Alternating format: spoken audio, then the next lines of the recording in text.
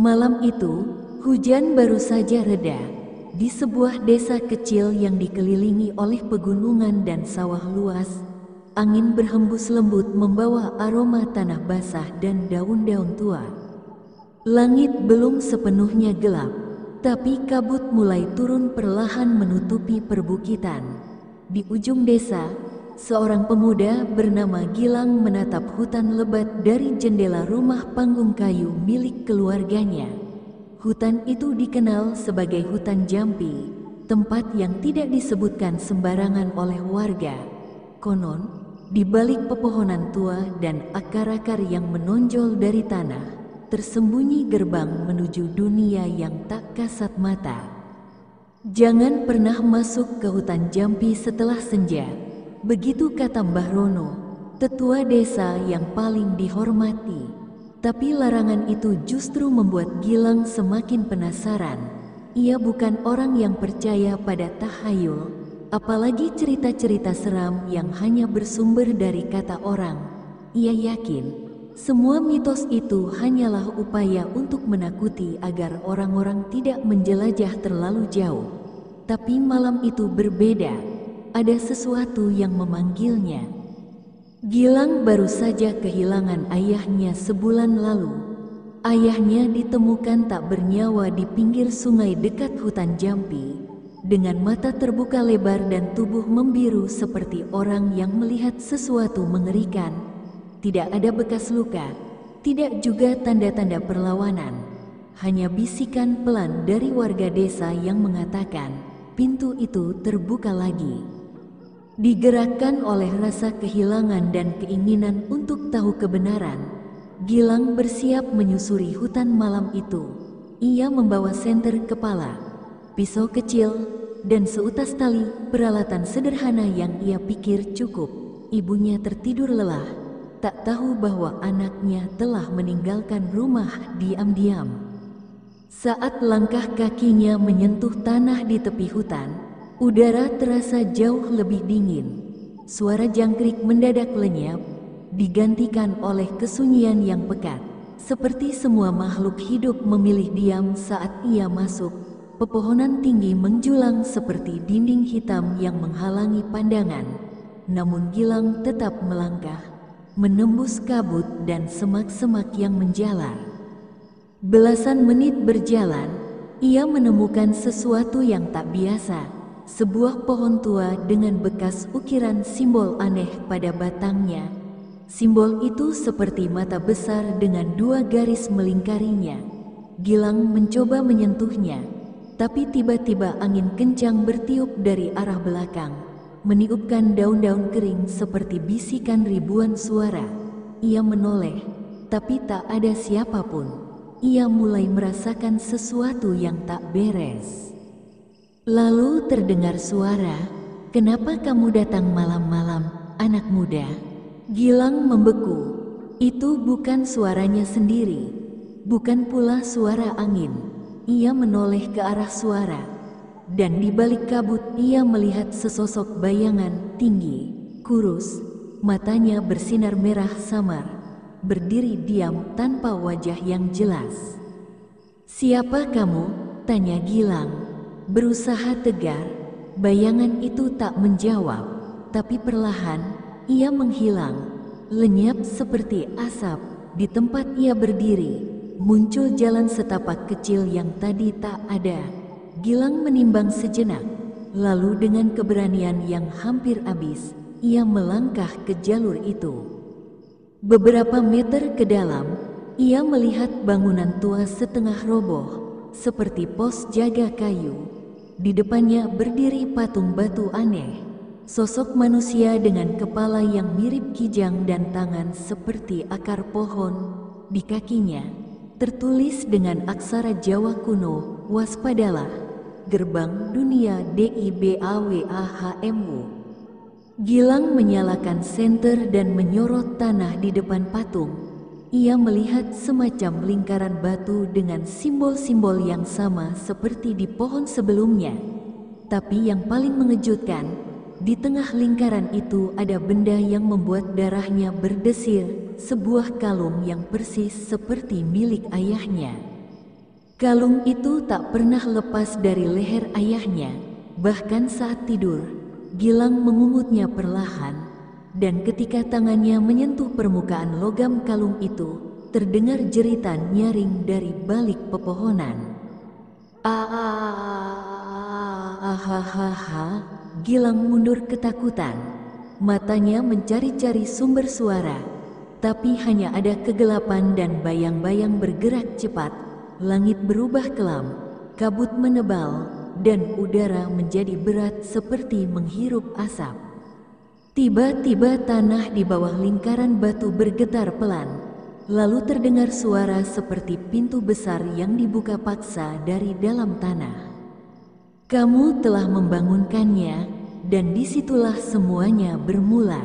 Malam perlahan menyelimuti desa Cangkring dengan kabut yang tipis, seperti selimut halus yang menutupi luka lama. Bagi warga setempat, malam adalah waktu untuk masuk rumah, mengunci pintu rapat-rapat, dan menyalakan dupa penolak bala. Namun bagi Farel dan Damar, malam itu adalah awal dari pelanggaran yang tak bisa diundur. Sebelum berangkat ke hutan, mereka berkumpul di gubuk tua milik Pak Lurah Sastro, yang secara diam-diam menyimpan peta hutan kuno yang telah diwariskan selama 4 generasi. Di atas meja kayu, peta itu terbentang lusuh dengan coretan merah di beberapa titik, salah satunya bertuliskan, "Gerbang Jampi, jangan lewat. Kalau kalian masih mau pergi," ucap Pak Sastro dengan nada berat, "jangan pernah menoleh ke belakang saat memasuki hutan. Itu pantangan pertama. Siapapun yang menoleh akan melihat apa yang seharusnya tak boleh dilihat." Farel hanya tertawa kecil. "Kami cuma ingin tahu, Pak, tidak akan macam-macam." Pak Sastro menatap mereka dengan tatapan seperti orang yang tahu ajal sudah diundang. Tapi ia sadar, peringatan tidak akan menghentikan mereka yang sudah dirasuki rasa ingin tahu. Menjelang pukul 9 malam, mereka berdua masuk ke hutan Jampi. Langkah mereka disambut suara ranting patah dan semilir angin yang membawa bisikan tak jelas. Jalan setapak yang dulu sering dilewati pemburu kini dipenuhi akar menjalar seperti ular yang siap menggigit. Damar sesekali memegang liontin kecil di lehernya, pemberian ibunya, yang katanya bisa melindungi dari roh penasaran. Tiba-tiba, terdengar suara lirih dari arah belakang. Farel, Damar menoleh cepat, tapi Farel mencengkeram lengannya. "Jangan," bisik Farel dengan panik, "kau baru saja menoleh." Damar mengangguk. Wajahnya langsung pucat, dan di sanalah mereka melihatnya. Di balik pohon tua dengan akar yang menjuntai seperti tangan, berdiri sosok perempuan berbaju putih kehijauan. Rambutnya panjang menjuntai sampai tanah, dan wajahnya tidak memiliki mata, hanya 2 lubang hitam yang menatap langsung ke hati mereka. Sosok itu tidak bergerak, tapi udara sekitar mereka mendadak menjadi dingin. Damar ingin berlari, namun tubuhnya tak bisa digerakkan. Hanya bibirnya yang bergetar, komat kamit membaca doa apapun yang dia ingat. "Dia tahu kita melanggar," kata Farel pelan, seperti sedang membaca firasat dari dalam dadanya. Mereka lari, sekuat tenaga. Tapi hutan itu seperti menelan jalan keluar. Mereka terus berputar di tempat yang sama. Jam di tangan Damar menunjukkan pukul 23.47. Tapi langit tetap gelap pekat seolah waktu berhenti. Di antara keputusasaan itu, mereka menemukan sebuah pondok tua berdinding anyaman bambu. Aneh. Karena tak ada satupun bangunan dalam peta Pak Sastro di bagian ini, tapi karena tak ada pilihan lain, mereka masuk. Dan di sanalah mereka bertemu lelaki tua dengan mata merah seperti bara api. "Selamat datang di pintu pertama," katanya.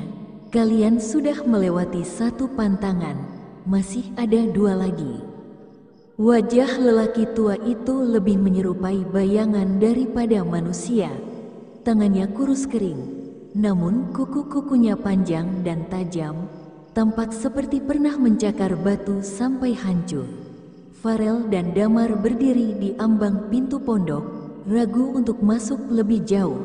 Tapi saat mereka menoleh ke belakang, hutan di luar sudah berubah. Tidak ada pohon, tidak ada suara binatang malam, hanya kegelapan yang utuh, seolah dunia telah ditelan oleh malam tanpa ujung. "Masuklah," ujar lelaki itu lagi, "kalau kalian ingin pulang." Dengan ragu, mereka masuk. Udara di dalam pondok begitu pengap, bau dupa yang terbakar bercampur bau anyir darah. Dinding pondok dipenuhi lukisan-lukisan kabur yang tampak digores dengan kuku. Wajah-wajah menangis, mulut terbuka seolah berteriak minta tolong. "Aku penjaga gerbang pertama. Namaku Ki Barna. Aku dulu seperti kalian, berani tapi bodoh." Mata bara itu menatap Farel dan Damar dalam-dalam, seolah melihat semua dosa dan ketakutan mereka. "Pantangan pertama sudah kalian langgar, tapi masih ada dua lagi. Jika ingin keluar hidup-hidup, kalian harus menemukan dua kunci gaib." "Kunci?" tanya Damar. "Apa maksudmu?" Ki Barna menunjuk ke lukisan paling besar di dinding pondok. Di situ tergambar sesosok perempuan yang tak asing bagi mereka. Sosok putih berambut panjang dengan dua lubang hitam di wajahnya. "Itu Nyi Roro Kidul," kata Farel pelan. "Bukan," jawab Ki Barna. "Itu wujud yang diberikan padanya oleh hutan ini. Dalam legenda, dia Ratu Selatan. Tapi di sini, dia penjaga gerbang akhir. Ia menawarkan pesugihan dengan harga jiwa. Dan hutan ini adalah ruang tunggunya." Damar menelan ludah. "Lalu, apa yang harus kami lakukan?" Ki Barna mengeluarkan sepotong tulang yang telah diukir dengan simbol aneh. "Ini kunci pertama, tapi untuk mendapatkannya, kalian harus menghadapi penyesalan terbesarmu. Kunci ini hanya bisa didapat jika kalian menghadapinya tanpa lari." Farel memandang Damar. Wajah sahabatnya itu tampak lebih pucat dari sebelumnya. "Apa maksudnya penyesalan?" tanya Farel. Ki Barna tidak menjawab. Ia tiba-tiba menghilang dalam asap dupa yang menebal, dan saat kabut menguap, pondok itu sudah tak ada. Mereka berdua berdiri kembali di tengah hutan, di hadapan sebuah danau kecil yang permukaannya memantulkan cahaya rembulan. Tapi ketika Farel menatap pantulan air itu, ia melihat sosok adik perempuannya yang sudah meninggal, menatapnya sambil menangis. "Kenapa kamu biarkan aku pergi sendirian, Mas?" Suara itu lirih, datang dari air. Farel mundur. Ini tidak nyata. Damar pun mendengar suara ibunya yang telah lama meninggal, memanggil dari dalam pepohonan, meminta tolong. Hutan itu kini menghidupkan penyesalan mereka, memaksa mereka untuk memilih lari dari masa lalu atau menghadapinya. Dan hanya dengan menghadapi, mereka bisa mengambil kunci pertama. Angin malam menyelinap di antara batang-batang pohon jampi yang menjulang tinggi. Daun-daun tua bergoyang pelan, mengeluarkan suara gemerisik seperti bisikan. Langit di atas telah menghitam sempurna, tanpa cahaya bulan sedikit pun. Kabut tipis mulai merayap, menyelimuti tanah dan membungkus seluruh hutan dalam suasana dingin dan mencekam. Di tengah suasana ini, Yani dan Surya melanjutkan perjalanan mereka. Langkah-langkah kaki mereka teredam oleh tanah basah. Di setiap sudut pandang, hanya kegelapan dan pohon-pohon yang tampak seperti sosok tinggi kurus yang mengawasi. Yani menggenggam lentera kecil yang mereka bawa. Cahaya kekuningannya tak cukup untuk menerangi jalan lebih dari 1 meter ke depan. Tapi mereka terus berjalan, seolah-olah ada kekuatan tak terlihat yang mendorong mereka masuk lebih dalam. "Surya, kau yakin kita tidak tersesat?" tanya Yani. Suaranya bergetar. Surya menoleh sejenak. "Kita mengikuti jejak yang sama dengan yang kita tandai. Tapi hutan ini seperti bergerak." Yani menelan ludah. Ia juga merasa aneh. Pohon-pohon yang tadi mereka lewati seolah muncul lagi. Batu besar berbentuk kepala ular yang sebelumnya sudah mereka tandai kini muncul lagi di sisi kanan. "Itu batu yang tadi, bukan?" Surya mengangguk. "Ya, ini tidak masuk akal." Tiba-tiba angin berhenti, daun-daun kaku, tak ada gerakan, hutan menjadi terlalu sunyi. Bahkan suara jangkrik pun menghilang. Di tengah keheningan itu, terdengar suara gemerincing kecil, seperti lonceng dari kejauhan. Mereka menoleh bersamaan ke arah suara itu. Dari balik kabut, muncul siluet seorang perempuan. Pakaiannya panjang dan berkibar lembut seperti kabut itu sendiri. Rambutnya menjuntai menyentuh tanah, dan wajahnya kosong. Tak ada mata, tak ada mulut, hanya kulit pucat membentang di tempat seharusnya ada wajah manusia. Yani membekap mulutnya agar tidak berteriak. Surya mundur 1 langkah, tapi sosok itu semakin dekat tanpa menggerakkan kakinya. Lalu tiba-tiba perempuan itu berhenti. "Jangan lewat jalan ini." Suaranya seperti bisikan yang menembus langsung ke dalam kepala. "Kalian mengganggu penjaga." Dan dalam sekejap, sosok itu menghilang. Kabut menebal. Yani dan Surya berlari. Tanpa peduli arah, mereka menabrak ranting dan akar, berusaha keluar dari jalur gaib itu. Namun semakin mereka berlari, semakin hutan terasa tak berujung. Akhirnya, mereka tiba di sebuah celah di antara pohon besar. Ada lingkaran batu di tanah, dikelilingi simbol-simbol aneh yang berpendar merah samar. Di tengahnya, ada batang pohon yang menyerupai kepala manusia, lengkap dengan 2 lubang seperti mata. "Kita harus keluar dari sini, Surya," kata Yani panik. "Tempat ini bukan untuk manusia." Tapi Surya, seperti terhipnotis, berjalan ke dalam lingkaran. Ini pintunya. "Yan, kita hampir sampai." "Tidak, kita harus kembali."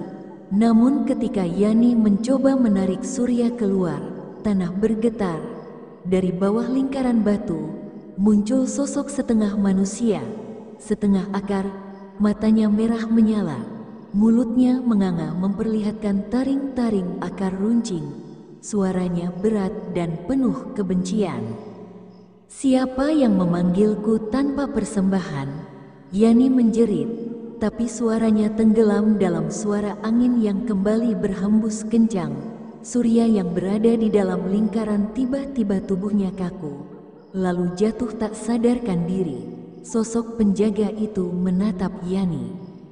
"Pergi, sebelum kutukanku menurun padamu juga." Tanpa pikir panjang, Yani menyeret Surya keluar dari lingkaran. Dengan tenaga yang entah datang dari mana, ia membawa Surya menjauh dari tempat itu, berlari dalam kegelapan dan kabut. Pohon-pohon terasa membuka jalan, seolah hutan pun ingin mereka keluar. Ketika mereka berhasil keluar dari batas hutan Jampi, suara malam kembali terdengar. Jangkrik berbunyi, angin bertiup normal, kabut perlahan hilang. Surya terbangun perlahan di pelukan Yani. "Apa yang terjadi?" Yani menatapnya dengan mata berkaca-kaca. "Kita nyaris kehilangan segalanya." Namun jauh di belakang mereka, di balik batas hutan, suara tawa lirih terdengar. Tawa dari entitas yang tak pernah benar-benar tidur. Hutan Jampi telah menandai mereka, dan sekali seseorang ditandai, mereka tidak akan pernah benar-benar bebas. Langit mulai meredup, tertutup awan kelabu yang menggulung tebal seperti kabut kutukan yang hendak menyelimuti hutan Jampi. Sinar mentari yang tersisa berusaha menyusup lewat celah dedaunan, namun hanya menghasilkan kilau suram yang menciptakan bayangan aneh di antara pepohonan. Di tengah suasana itulah, Ardi dan Farah menelusuri jalur yang tidak tercatat dalam peta manapun, sebuah jalur yang seakan-akan muncul sendiri dari kehendak hutan itu. Langkah mereka terhenti ketika Ardi menemukan sesuatu di tanah berlumpur, jejak kaki besar yang aneh, berlumur darah segar. Jejak itu bukan seperti kaki manusia, melainkan mirip cakar dengan 5 jari panjang, membentuk pola yang mencakar tanah dengan kekuatan dahsyat. Farah berlutut memeriksa jejak itu. Darahnya masih hangat. "Ada yang baru saja lewat sini," bisik Farah, matanya menatap tajam ke depan, ke arah di mana jejak itu menuju. Di sekitar mereka, suara hutan mendadak lenyap. Tidak ada burung, tidak ada serangga. Hening yang memekakkan telinga. Ardi merasakan desiran dingin menjalar dari punggungnya ke tengkuk. Seperti ada sesuatu yang mengawasi, bergerak diam-diam di antara pohon-pohon raksasa itu. Tiba-tiba terdengar suara aneh dari arah barat, seperti bunyi lonceng kecil yang berdenting pelan, namun dalam pola irama yang mengganggu, seperti nyanyian anak kecil yang dilantunkan terbalik. Farah dan Ardi saling berpandangan. Mereka tahu, suara itu tidak alami. Mereka harus memilih ikut suara itu atau kembali. Seolah dipandu oleh naluri atau sesuatu yang lebih besar dari mereka, keduanya memutuskan mengikuti suara itu. Mereka melewati semak-semak berduri, batang kayu tumbang, dan kolam kecil berair hitam pekat. Makin jauh mereka melangkah, makin tidak masuk akal bentuk-bentuk alam di sekitar mereka. Pohon-pohon tumbuh terbalik, akar menggantung di udara. Batu-batu berlumut mengeluarkan embun berwarna merah. Lalu mereka tiba di sebuah pelataran batu datar, dikelilingi 7 pilar kayu yang terbakar perlahan tanpa api nyata. Di tengahnya, berdiri sosok dengan jubah hijau tua. Wajahnya tidak terlihat karena tertutup rambut panjang hitam legam. Dari bawah jubahnya mengalir darah seperti sungai kecil yang membentuk simbol melingkar. Sosok itu bergumam pelan, lalu mengangkat kepalanya. Mata merah menyala memandang mereka, tanpa wajah, hanya mata dan senyuman lebar. Farah melangkah mundur. "Itu dia, penjaga pintu gaib." Sosok itu menunjuk ke arah mereka, dan dari tanah di belakangnya muncul pintu kayu raksasa dengan ukiran wajah Nyi Roro Kidul menangis berdarah. Pintu itu berdenyut seolah hidup, dan dari sela-selanya terdengar rintihan ratusan suara, anak-anak, wanita tua, lelaki yang meraung minta tolong. "Ardi, kita harus pergi," desis Farah, tapi kaki mereka tidak bisa bergerak, seperti ditahan oleh tanah itu sendiri. Sosok penjaga pintu berbicara dengan suara yang tidak keluar dari mulutnya, melainkan langsung merasuk ke dalam kepala mereka. Tak seorang pun yang menyaksikan pintu ini boleh kembali tanpa bayaran. Pilih jiwa atau kebenaran. Ardi memandangi Farah, dan saat itu Farah memejamkan mata, menjulurkan tangannya. Ia ingin tahu kebenaran. Ardi mencoba menghentikannya, namun terlambat. Dalam sekejap, bayangan hitam keluar dari tanah dan melilit tangan Farah, menariknya ke arah pintu berdarah itu. Farah berteriak, namun bukan karena ketakutan, melainkan seolah-olah melihat sesuatu yang lebih buruk dari kematian. Ardi mencoba menariknya, tapi tangan Farah berubah. Kulitnya menua dengan cepat, matanya memutih, mulutnya menggumam dalam bahasa yang bukan bahasa manusia. Tiba-tiba segalanya gelap, hutan lenyap, suara lenyap. Ardi terbangun di sebuah ruang putih bersih, duduk di bangku kayu reyot. Di hadapannya, seorang perempuan tua dengan rambut basah menatapnya tajam. Perempuan itu berbicara pelan. "Anak muda, kau telah mengetuk pintu yang tak seharusnya dibuka. Kau dan dia telah menjadi bagian dari kutukan hutan Jampi. Tapi ini belum akhir." Perempuan itu tersenyum, dan dari matanya mengalir air laut. Kabut pagi masih menggantung rendah di celah-celah pepohonan hutan Jampi. Udara basah membawa aroma tanah yang menyimpan kisah lama, kisah yang mungkin sudah terlupakan oleh dunia, tapi tidak oleh tanah ini. Angga dan Wulan berdiri membeku di depan gerbang itu, sebuah struktur kayu berlumut yang menjulang hampir 2 kali tinggi mereka. Di balik gerbang, tampak seperti lorong gelap yang ditelan hutan, dan di sanalah suara itu berasal. "Wulan, kamu dengar juga, kan?" bisik Angga, menahan gemetar dalam suaranya. Wulan mengangguk pelan. "Itu bukan suara binatang, Angga, itu seperti orang menangis." Tangisan itu datang bergema, pelan namun merayap masuk ke dalam hati. Tidak seperti suara biasa, tangisan itu seolah berbicara langsung ke jiwa mereka, penuh rasa kehilangan, penyesalan, dan dendam. Angga meraih senter dari tasnya dan menyinarinya ke arah dalam, tapi cahaya itu ditelan gelap yang padat, tidak ada pantulan, tidak ada ujung. Wulan melangkah maju. "Kita harus tahu apa yang ada di baliknya. Kita sudah sejauh ini." Angga menahan tangannya. "Tunggu, apa kamu lupa dengan apa kata Mbah Surip? Gerbang ini adalah perbatasan. Jika kita masuk, tidak akan mudah keluar lagi." Namun Wulan tidak bergeming. Ia merasakan dorongan aneh, seolah suara itu bukan memanggil, tetapi menariknya, seolah bagian dari dirinya telah terikat oleh kesedihan yang memancar dari balik kegelapan itu. Dengan napas berat, Angga akhirnya mengikuti langkah Wulan. Mereka mendorong gerbang itu bersama. Suara kayu tua berderit keras, diiringi hempasan angin dingin yang menyapu wajah mereka, angin yang membawa aroma bunga melati dan darah. Di dalam lorong itu, semuanya sunyi, bahkan suara langkah mereka seolah ditelan tanah. Pepohonan di sekitar berubah wujud, batangnya lebih hitam, daunnya menghitam bagai terbakar, burung-burung diam.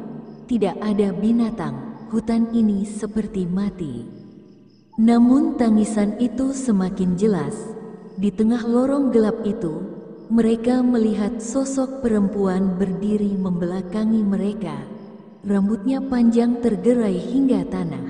Ia mengenakan kain lusuh berlumur lumpur. Bahunya bergetar, menandakan ia masih menangis. Angga menggenggam tangan Wulan. "Permisi," ucap Angga pelan. Sosok itu berhenti menangis. Sunyi kembali menguasai udara. Perempuan itu lalu menoleh perlahan, wajahnya pucat, dengan mata hitam kosong yang mengalirkan darah seperti air mata. Mulutnya bergerak, namun tidak mengeluarkan suara. Bibirnya hanya membentuk satu kata, "Tolong." Dan tiba-tiba tanah di bawah mereka bergetar. Ranting-ranting melilit kaki mereka, menarik ke bawah seperti akar yang hidup. Mereka berdua berusaha meronta, namun kekuatan dari bawah tanah itu terlalu kuat. Sosok perempuan itu tiba-tiba lenyap, menghilang begitu saja seperti asap. Namun dari balik kabut, muncul sesuatu yang jauh lebih besar. Sesosok bayangan raksasa dengan tanduk melengkung dan mata merah menyala berdiri di ujung lorong. Wulan berteriak, namun suaranya tercekat. Angga mencoba menyenter bayangan itu, tapi cahaya malah berbalik arah dan padam.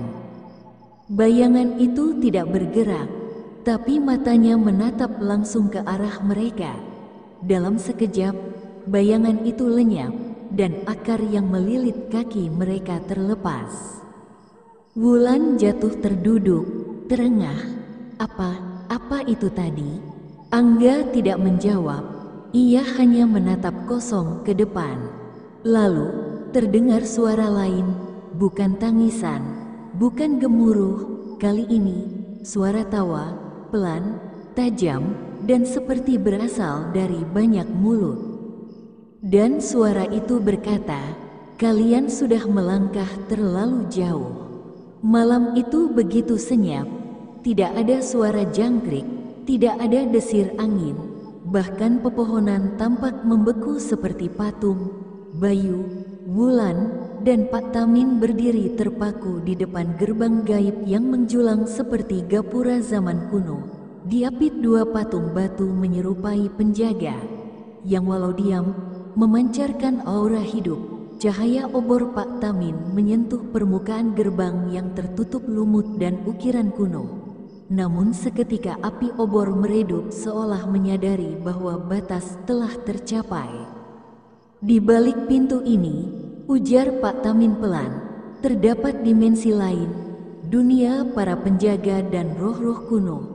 Jangan berteriak, jangan memanggil nama siapapun, dan yang paling penting, jangan menjawab suara yang memanggil dari dalam. Wulan menelan ludah. Ia merasakan jantungnya berdetak tidak beraturan. Bayu menggenggam tangannya, keringat mereka bercampur, dingin dan lengket. Lalu, dari balik gerbang itu, terdengar suara.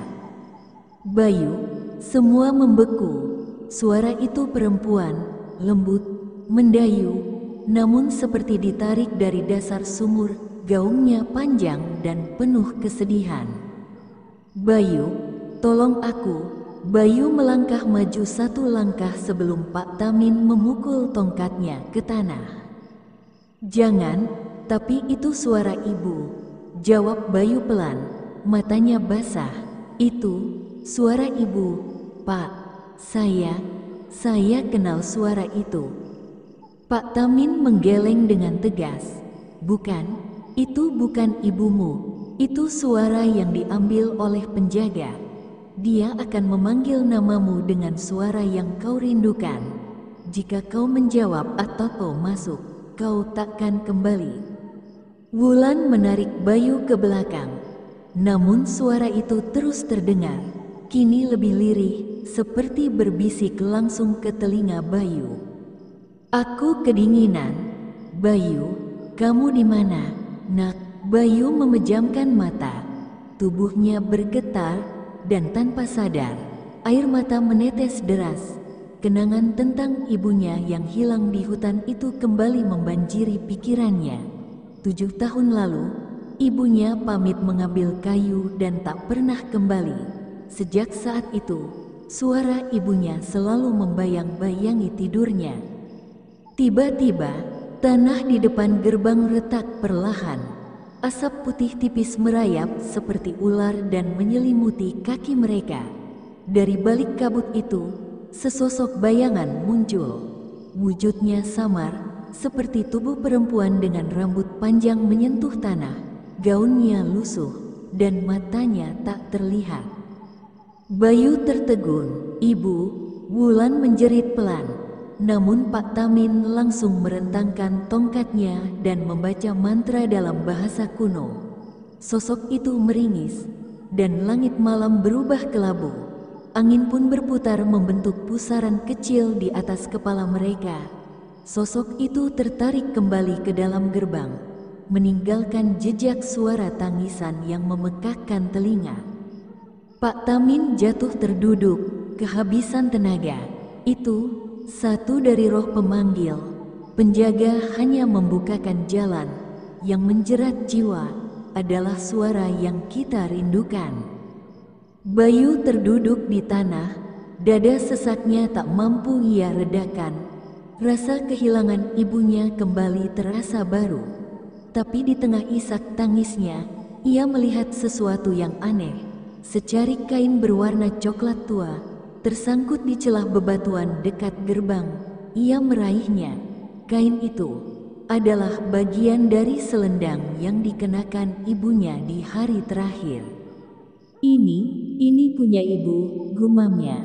Pak Tamin memeriksa kain itu, wajahnya berubah pucat. Kain ini masih hangat. Wulan menatap Pak Tamin penuh tanya. Hangat, apa artinya dia masih hidup? Pak Tamin berdiri perlahan, atau baru saja dilepaskan. Bayu memandang ke arah gerbang yang mulai menghilang dalam kabut. Kali ini, tidak ada suara lagi, hanya keheningan yang menyesakkan. Tapi di dalam hati mereka, pertanyaan besar tumbuh. Jika roh bisa memanggil dengan suara orang yang kita kenal, mungkinkah mereka juga menyimpan jiwa orang-orang yang pernah menghilang? Dan, mungkinkah ibunya Bayu masih hidup, tersesat di antara dunia? Pak Tamin merapikan jubahnya dan berkata, "Ini belum selesai. Gerbang sudah terbuka, dan itu artinya ada yang akan mencoba keluar juga." Narasi berakhir dengan bunyi ranting patah dari arah hutan, pertanda bahwa sesuatu sedang mendekat. Langit pagi masih diselimuti kabut tebal ketika suara ranting patah itu terdengar semakin dekat. Wulan menggenggam lengan Bayu, sementara Pak Tamin berdiri tegak walau jelas tubuh tuanya mulai letih. Dari arah rerimbunan semak, muncul sesosok lelaki tua dengan tatapan kosong, pakaiannya compang camping dan kulitnya pucat kehijauan. Tubuhnya gemetar seperti orang terserang demam, dan dari mulutnya keluar bisikan tak beraturan, seperti potongan mantra dalam bahasa yang tak dikenali. "Dia, salah satu yang berhasil keluar," gumam Pak Tamin lirih, menatap lelaki itu dengan mata penuh duka. Bayu menelan ludah. "Apa maksudnya, Pak?" Pak Tamin menunduk. "Dulu, puluhan tahun lalu, sebelum aku menjadi juru kunci, pernah ada rombongan warga yang mencoba membuka gerbang untuk mencari orang hilang. Dari 9 orang yang masuk, hanya 1 yang kembali, dan inilah dia." Lelaki tua itu melangkah pelan, seperti kesulitan berdiri di dunia nyata. Ia menatap Wulan dan Bayu dengan mata kosong, tapi dalam hitungan detik, matanya berubah merah darah. Ia mengerang dan jatuh berlutut, mencakar tanah sambil menggumam satu kata berulang-ulang. "Pulang, pulang, pulang." Kabut di sekitarnya tiba-tiba berputar, membentuk lingkaran seperti pusaran air. Tanah di bawahnya pecah, menganga seperti jurang kecil, dan tubuh lelaki tua itu terseret masuk ke dalam lubang hitam yang muncul entah dari mana. Suara jeritannya menggema, namun bukan seperti suara manusia, lebih seperti hewan liar yang sedang disembelih perlahan. Bayu memalingkan muka. Wulan menutup mulutnya agar tidak menjerit. "Gerbang itu tidak hanya menerima jiwa," kata Pak Tamin pelan, "ia juga mengembalikan mereka yang tidak sepenuhnya manusia lagi." Setelah lubang itu tertutup dan kabut mereda, suasana kembali hening. Tapi kini, semuanya telah berubah. Pak Tamin menyuruh mereka kembali ke desa. Mereka harus melaporkan pada kepala dusun bahwa gerbang telah terbuka, dan bahwa penjaga tidak lagi hanya bertahan di tempatnya. Di desa, suasana mencekam. Seekor kambing ditemukan mati dengan mata tercungkil dan lidah terpotong. Seekor kucing menggonggong seperti anjing sebelum akhirnya pingsan dan mengeluarkan darah dari telinganya. Warga mulai resah. dan beberapa mulai mengaitkan kejadian-kejadian ini dengan gerbang gaib. Bayu tak bisa tidur. Di kamarnya, ia mendengar suara detak jam seolah berdetak terlalu keras, dan setiap bayangan di dinding terasa hidup. Di tengah malam, ia mendengar suara ketukan pelan dari jendela. Tok, tok, tok. Ia membuka tirai dengan tangan gemetar. Tak ada siapa-siapa, tapi di luar jendela tergantung sebuah benda kecil, selendang yang sama seperti yang ia temukan di dekat gerbang, hanya saja kini penuh noda darah. Bayu lari keluar dan membangunkan Wulan yang tidur di ruang tamu. Dia masih hidup. Wulan, ibu ada di dalam sana. Aku harus kembali. Wulan menggeleng keras. Bayu, kita nyaris mati tadi. Jangan gila, itu jebakan. Kamu tahu itu. Namun tekad Bayu telah bulat. Ia ingin tahu apakah ibunya masih hidup, ataukah hanya bagian dari permainan jahat para penjaga. Ia ingin mengakhiri semuanya, entah dengan kebenaran atau dengan kematiannya sendiri. Pagi buta, Bayu dan Wulan kembali ke hutan Jampi bersama Pak Tamin. Kali ini, mereka membawa bekal, garam, bunga 7 rupa, dan 2 potong cermin kecil yang telah dimantrai oleh sesepuh desa. Kata Pak Tamin, cermin akan menunjukkan wajah asli dari makhluk yang menyamar, tidak bisa berbohong pada bayangan. Saat mereka tiba di lokasi gerbang, tanah tampak basah. Seolah baru saja ada sesuatu yang keluar. Pak Tamin menggali sedikit di dekat gerbang dan menemukan tulang-tulang kecil, tulang manusia, namun terlalu ringan untuk orang dewasa. Anak-anak, bisiknya ngeri. Tiba-tiba, udara menjadi lebih berat, kabut kembali turun, dan suara gamelan terdengar samar-samar dari dalam gerbang, pelan, tapi ritmenya menghipnotis. Bayu menatap ke dalam kabut, dan kali ini ia tidak hanya mendengar suara. Ia melihatnya. Sosok ibunya berdiri di dalam kabut, tangannya terulur, wajahnya pucat namun penuh kasih sayang. Bayu, nak, pulanglah. Bayu melangkah maju tanpa sadar. Tapi kali ini, ia mengeluarkan cermin dari sakunya dan mengarahkannya ke sosok itu. Yang tercermin bukan ibunya, melainkan makhluk tinggi besar bermata hitam tanpa bola mata, dengan gigi yang memanjang dan kulit berwarna abu-abu mengelupas. Makhluk itu mendesis, lalu menghilang bersama kabut yang seketika tersedot masuk ke dalam gerbang. Bayu terduduk, lemas. Wulan memeluknya. Dia sudah tidak di sana. Itu bukan ibumu. Mungkin memang sudah saatnya kamu mengikhlaskan. Pak Tamin menutup gerbang dengan mantra terakhirnya malam itu. Namun sebelum meninggalkan hutan, Bayu melihat satu hal yang membuat hatinya sedikit tenang. Sebuah liontin kecil berbentuk bulan sabit tergantung di dahan pohon dekat gerbang, liontin yang hanya dimiliki ibunya. Mungkin ia telah pergi, tapi mungkin, hanya mungkin, rohnya telah bebas dari dunia penjaga, dan kini benar-benar pulang. Minggu-minggu berlalu sejak peristiwa terakhir di hutan Jampi. Kabut tak lagi turun setiap pagi, dan suara-suara ganjil yang dulu biasa terdengar menjelang malam kini menghilang. Warga desa mulai berani kembali beraktivitas di kebun-kebun sekitar hutan, meski tetap menyisakan jarak yang jauh dari garis batu-batu yang menandai batas tak kasat mata.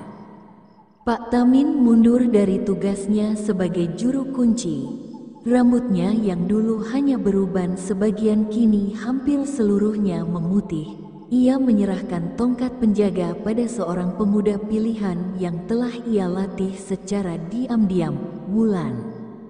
Ia punya hati yang bersih, kata Pak Tamin suatu sore, dan tidak terikat oleh dendam. Bayu memilih untuk meninggalkan desa. Ia menumpang truk barang yang lewat di jalan utama, membawa hanya tas ransel dan liontin ibunya yang kini tergantung di lehernya. Tak ada yang tahu kemana ia pergi, mungkin ke kota, mungkin ke tempat yang lebih jauh. Tapi satu hal yang pasti, ia pergi bukan untuk melarikan diri, melainkan untuk hidup.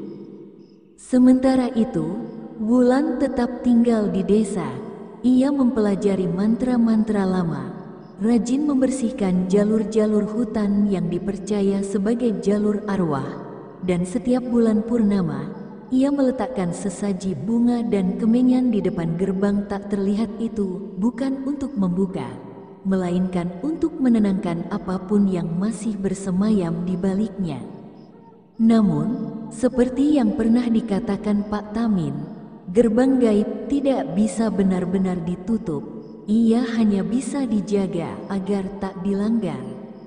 Pada malam Jumat Kliwon beberapa bulan kemudian, seekor burung gagak ditemukan mati di tengah pelataran desa. Aneh, karena tidak pernah ada burung gagak di sana. Di sekitar tubuhnya, daun-daun membentuk pola lingkaran dengan titik di tengah.